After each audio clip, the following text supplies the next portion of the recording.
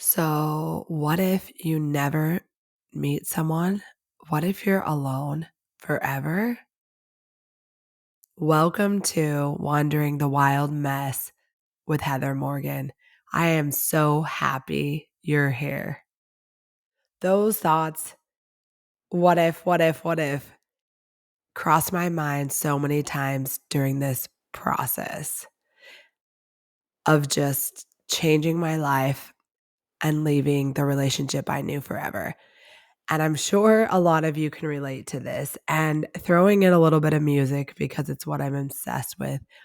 There is a Dylan Gossett line, if you're familiar at all, he's amazing. And there's a lyric that says, "Love is tough, but loneliness is twice as hard." And I have just felt that so hard. And I feel like most of us can relate to that when a relationship ends. There's this fearfulness of what is it going to look like on the other side? Am I ever going to meet someone? All of those thoughts and feelings run through your mind. Whether you're the leaver or the one being left, it's like, how do I find someone again? Am I ever going to feel this way? Just all of those emotions come over us. And I think even more so, the older we get, society kind of puts this pressure on us to be in relationships, be married, find the person we love, grow old with someone. There's just a lot of external noise. And when I'm now in this place, let's think it's been a little over a year since my divorce has been finalized.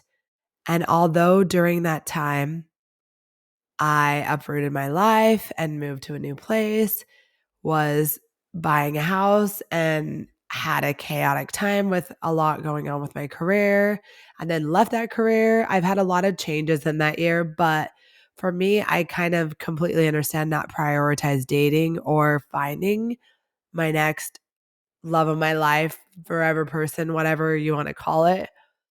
But I have to be honest about how that weighs on my mind because the comparison is the thief of joy, as they say. But sometimes you can't help but see how other people's experiences were so different than yours. So I was very aware of a few people in my circle or close enough to my circle, at least on social media. It doesn't give you a good idea, but like I had a few people, women that I knew that were getting a divorce around the same time that I was. And all three of them that come to mind.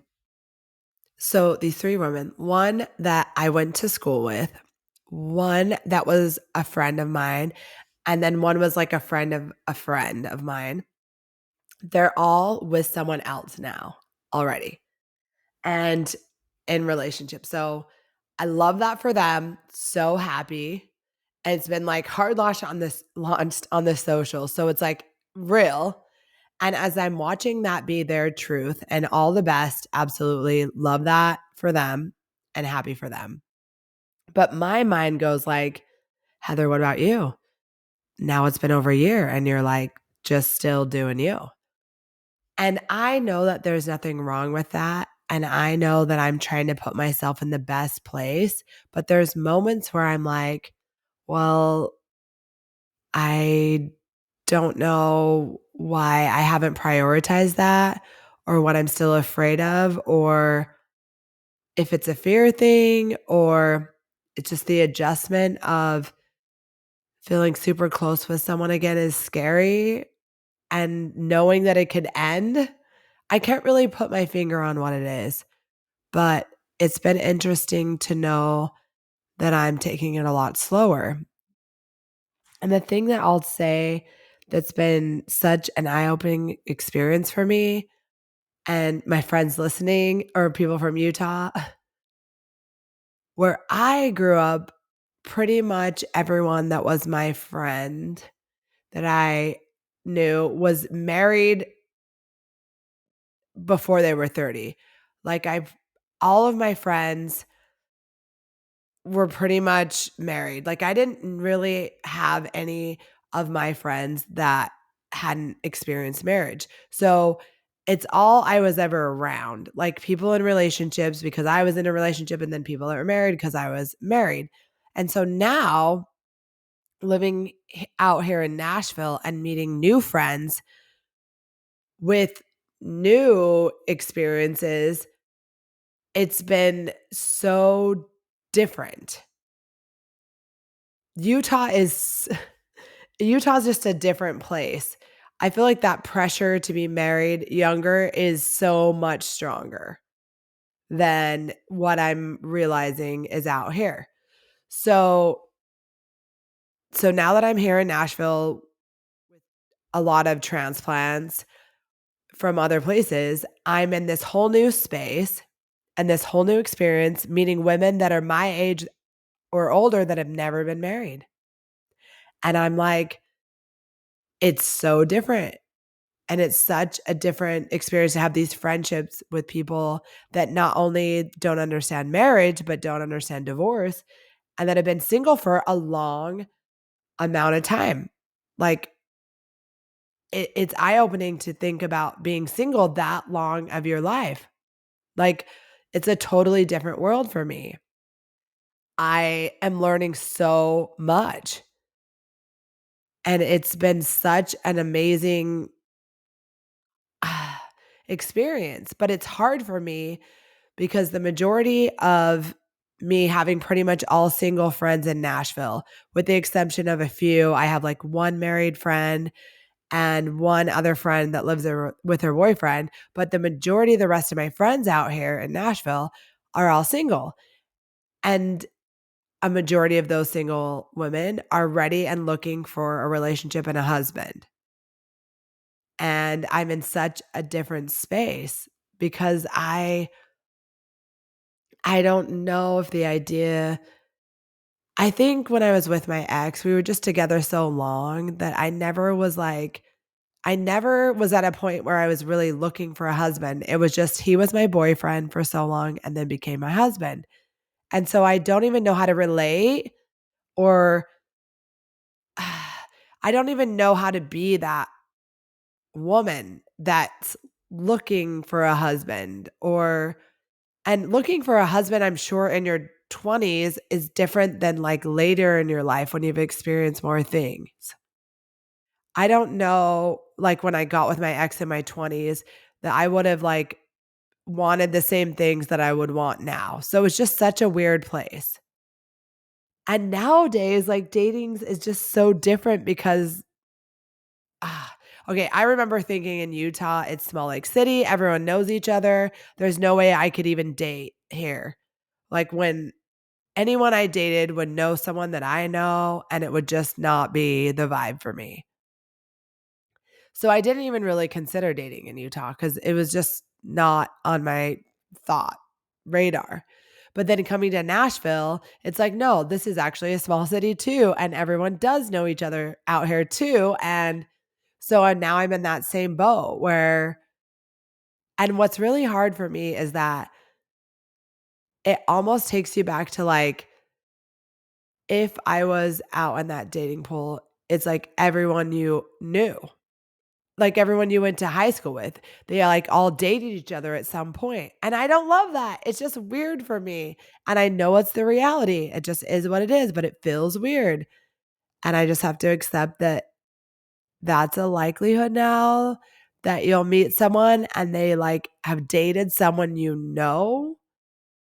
All of these things just not it for me. It feels so weird. And I don't really love it. So it's made it very easy for me to not want to participate or try to make anything serious with anyone. And I don't know if anyone can relate to this. I hope. But sometimes I don't know if we want to be in a relationship for maybe a couple of reasons that aren't the best. One, because we feel like society feels like we should. And two is because we're alone and we're not comfortable with loneliness. And I don't know if those two reasons are the best to pick to be with someone, but I think there's like this third reason where I'm trying to be in, and because I'm still a hopeless romantic and I do love love, is that you're so happy in your own self and you don't really care if you are or you're not in a relationship, but you're just in such a good, happy place and you love who you are and you love yourself and your life and you want to share that happiness with someone because you have a lot of love to give and you're just really excited about life and would love to do it with someone else. So I hope that third space is like where I am because the other two doesn't appeal to me. I think if you're not healed, I mean, I don't know that you're ever fully healed, but if you're not like healed enough, then it just always becomes a challenge to be in a relationship with someone. But I think if you're healed enough to be in a good space, to be a good partner, and you're ready to kind of share your life and your experiences with each other, maybe that's the time that you date. But being out here now, singles in these streets or whatever they call it, I just feel like I don't know what if anyone knows what they want. They're just kind of like out here. And it feels like, does the old idea of love exist anymore? Like, I guess I'd have to date more to know, but it seems like everyone likes the idea of love and being in love and being with one person. But as soon as anything gets hard, and this is what I'm hearing from men and women that I'm friends with, it's kind of like on to the next. And I don't know if it's always been like that and I didn't know it because I had a relationship for so long, or if it's like been even more intensified given social media and dating apps and everything. And so it makes me so fearful as much as I know in my heart of hearts is what's meant for you won't leave you. So if there's someone out there that's meant for me, no dating app is going to drag him to not be with me and see how Veronica's doing. Like he'll just stick around. And if he wants to see how Veronica's doing, he wasn't for me and we're all moving on. And I wish more people kind of had that mindset, especially these amazing women that I talk to that are like getting a little hard on themselves about like, he doesn't like me.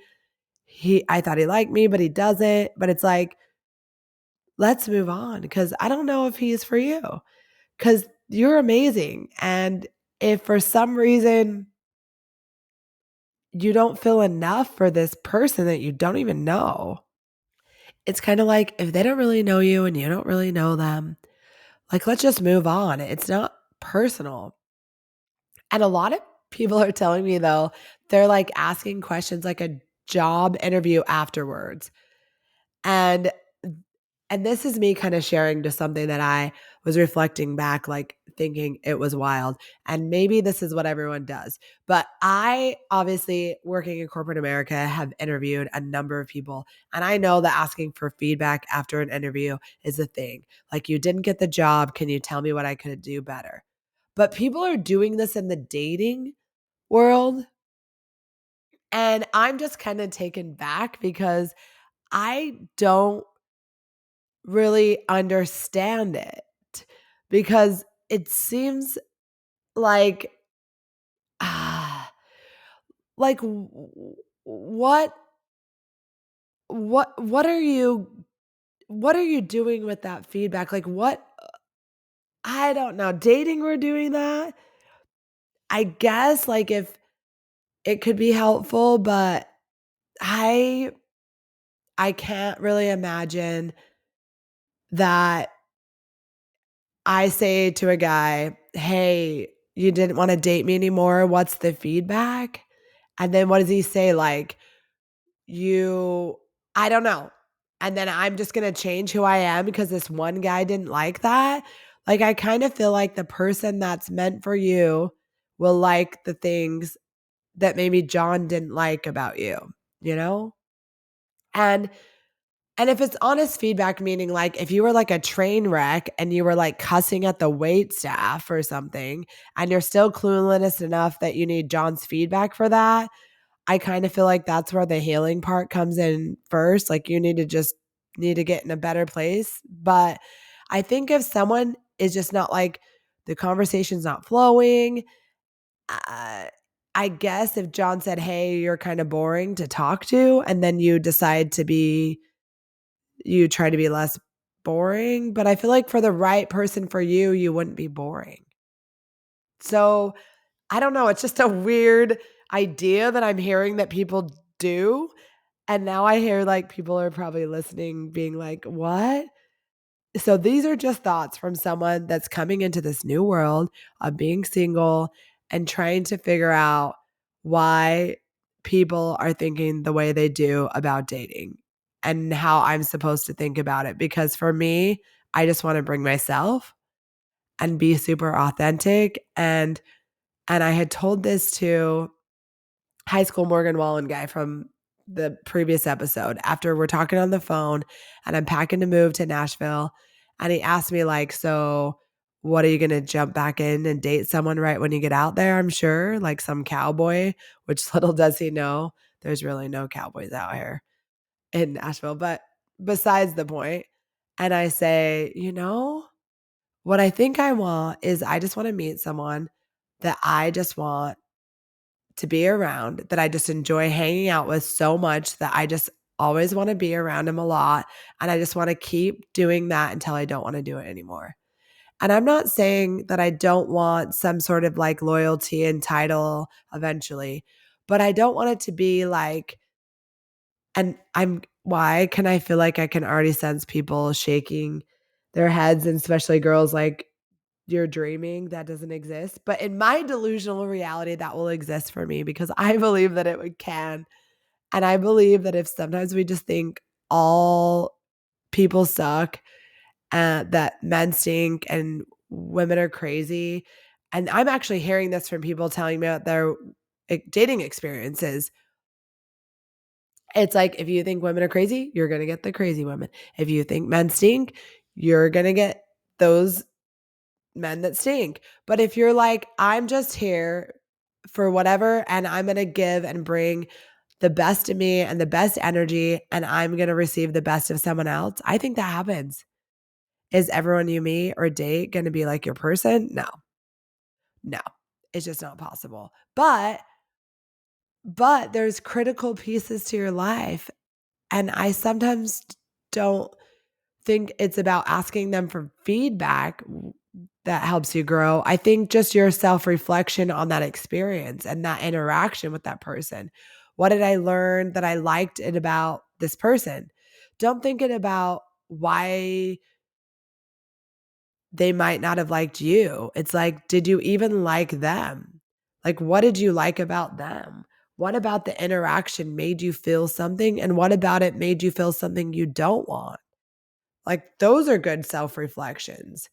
I think that's the biggest thing I'm learning is that people are getting hung up on why people didn't like them. I'm learning this. And it's kind of like, did you even like them? Like, we can't be down ourselves. We're not going to be liked by everyone.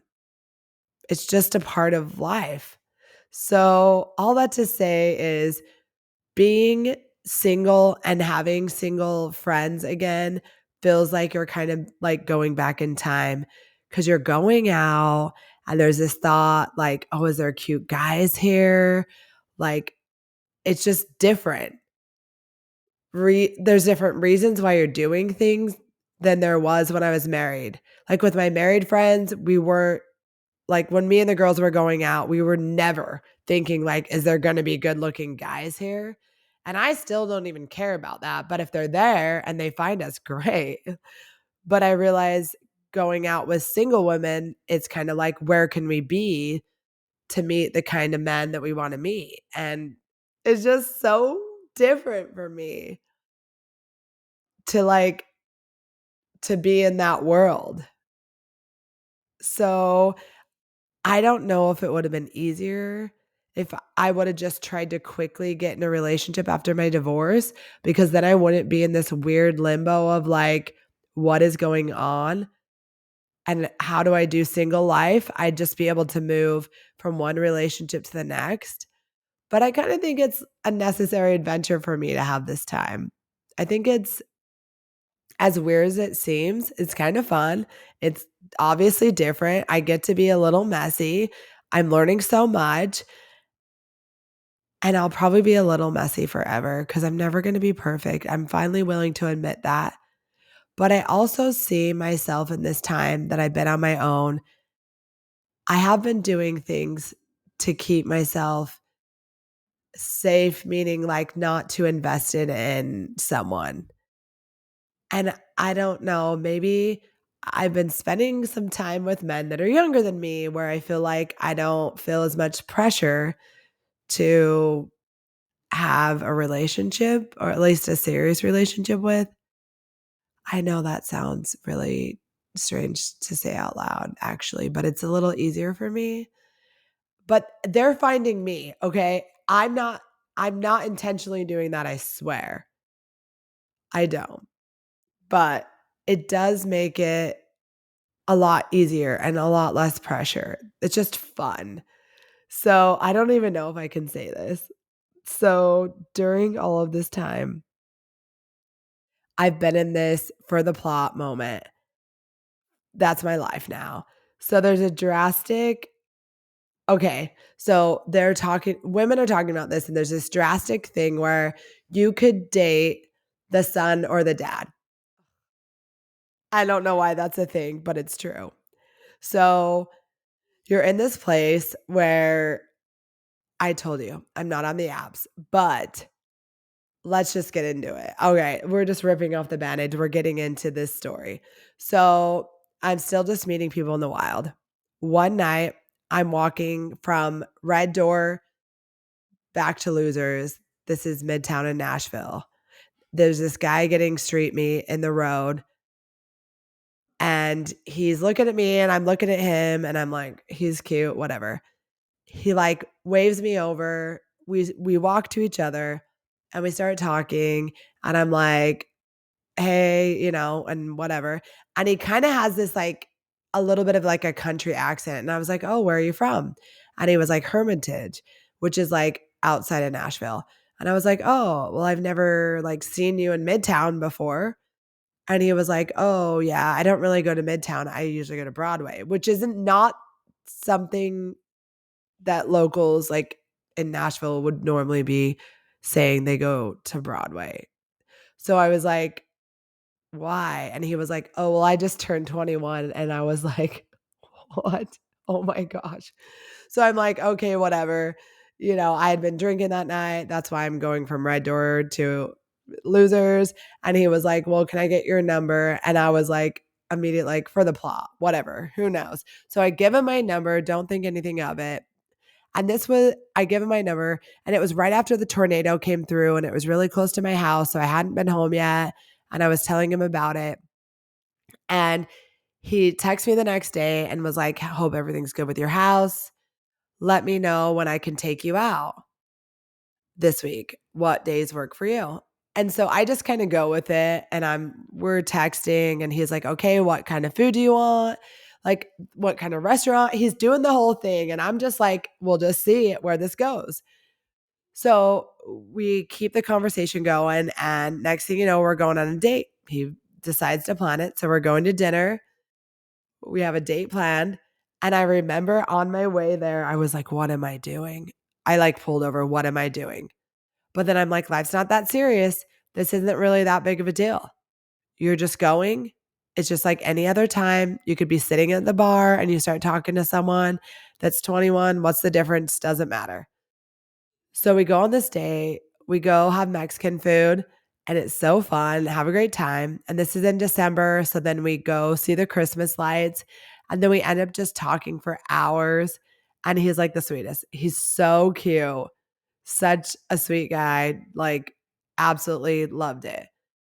And I was getting ready to go back to Utah at the time. So he was like, he texted me after the day. I had such a great time. I'd love to see you again when you get back from Utah. He was literally the cutest thing. And and when I got back, long story short, we were texting throughout, and he asked me to go to Putt Shack he asked me on a Thursday to go out on a Thursday, and I didn't write him back till the following Sunday. So I think he knew because I had thought to myself, like, where is this going? He was cute as can be, but where was this going? Obviously, he needed a lot more time to be out on Broadway without me in his life. Like, do you? But then fast forward to a few months later, I'm out watching the Super Bowl in Henderson, where I live, and I'm a diehard 49ers fan. And I'm watching the game, and there's this super, I'll call him annoying. In this moment, he was Chiefs fan, like going off about the game. So him and I are kind of bantering back and forth from across the restaurant or whatever throughout the game, just cheering loudly for our teams. And we've all seen the Super Bowl, the 49ers lose. So I'm kind of bummed and devastated at this point. And not that I would have thought Taylor Swift's team would have lost, but either way, it was just one of those things. So after the loss, I'm sitting there at the bar and he comes over and I'm like, no. And he is like, I know, tough loss. Let me buy you a shot. So he buys us a couple shots of tequila. We end up talking. He's actually just really cool and like confident, and I'm feeling it. Then he ends up paying my tab, which he didn't even sit with me the whole time. So that was super kind. And then he's like, when can I take you out this week? Now, this guy, polar opposite, was 42. So in my head, I'm like, my last date was with a 21-year-old in December. Now it's February, and I'm agreeing to go out with this man that's 42. And so, anyways, he ends up texting me. We plan a date. And kid you not, this is how messy I am. And this is like maybe a side note story of like, I just rarely have it together. So I'm late for the date. I'm literally sitting on the couch every time before a date. I think just the word date like makes it so much more than it needs to be for me. Like I just get in my head and I just get thrown off because I can literally talk to complete strangers anywhere I go, anywhere. I randomly meet people all the time. But when I'm preparing for a date, it feels like this whole other realm of life. Wow, I'm going on a date. And it's like, I don't know if it's the expectation that it's supposed to turn into something romantic or a relationship. I don't know. I really don't know. I'm still working through this. But so I'm sitting there. I don't even want to get ready for this date, but I finally do. So I'm going to be late and I text him. Oh, yeah. He had asked to pick me up, side note.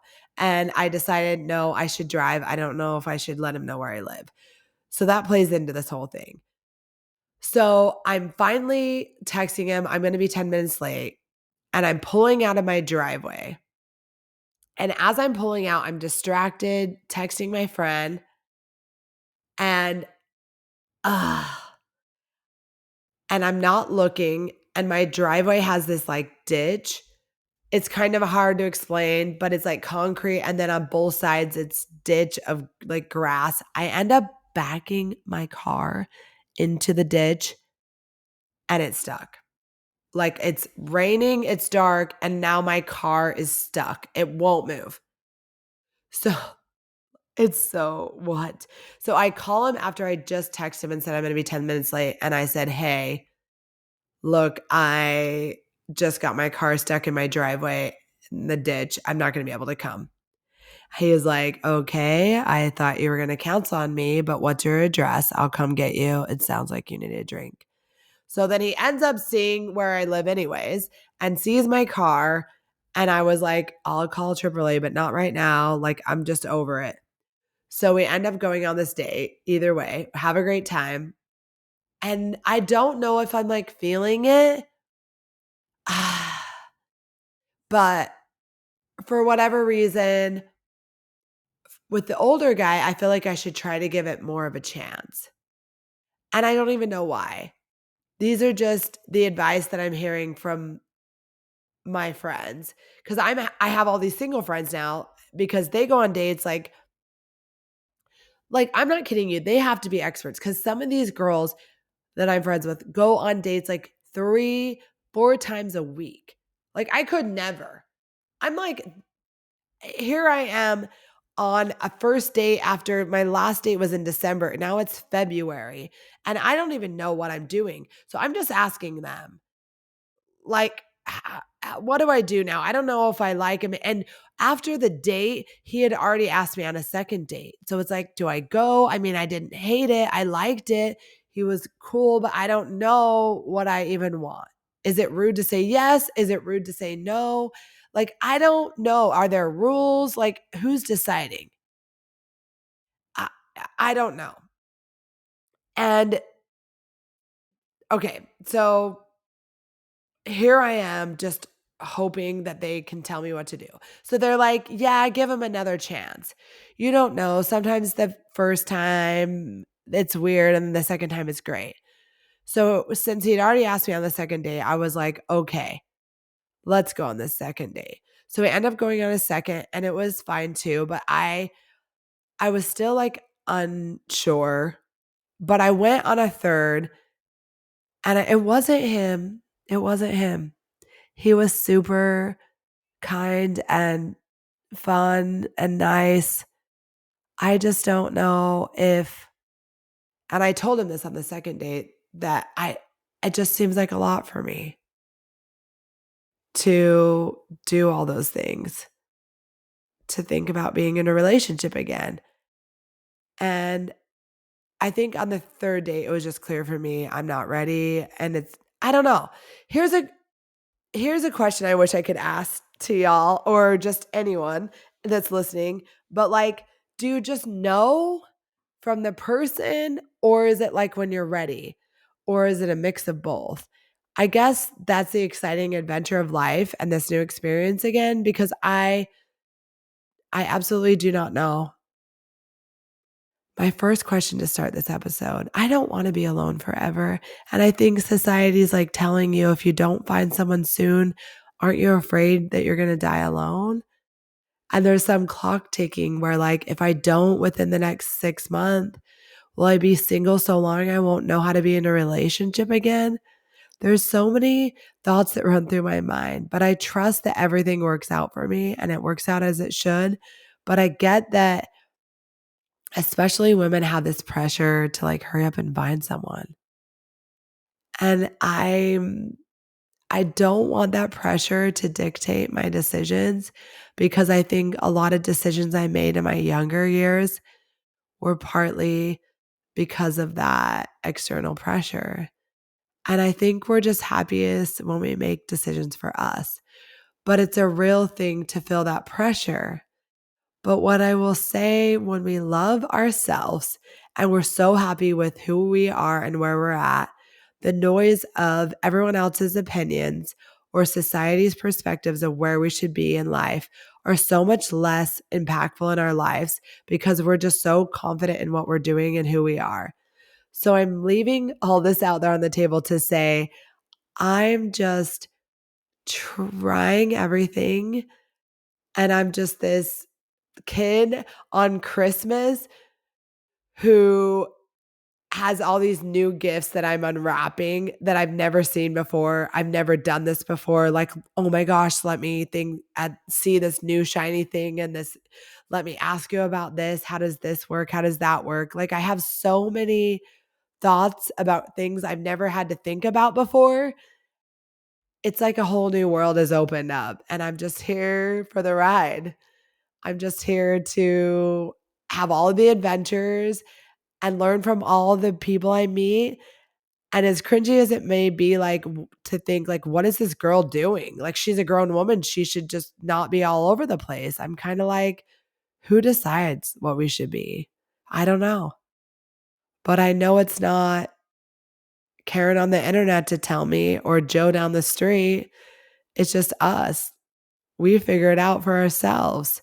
And as long as we're making decisions that make us happy and don't hurt anyone else, I think we should just roll with it and see where they go. So I'll end this by saying that obviously I'm messy. And side note, I've been sending this link out via text to a lot of people I've met during the last year. during this whole mess. And surprisingly, a lot of people are responding or listening to the podcast through the text. So thank you, every single one of you. And I know there's a purpose for every single person that's listening or that's been in my life during this time that was messy. So I just want to say, I hope you feel better after this episode ends about just being you and not having it all figured out, because that's what I really want us all to know, is that nobody dictates how accomplished you are but you. It's really a perspective. Success is a mindset and how you perceive it, and everyone has a different view of that.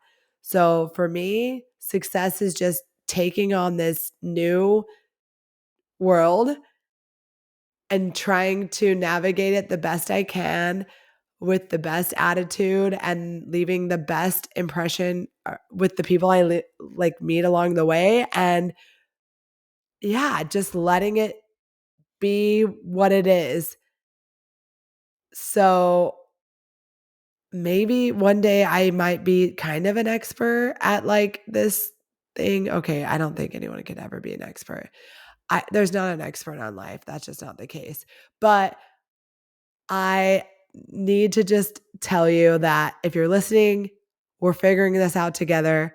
I hope you feel less alone. This is just our time to figure out life. And I appreciate you so much for being here for this episode of Wandering the Wild Mess with Heather Morgan. So go feel a little less messy in your own day today.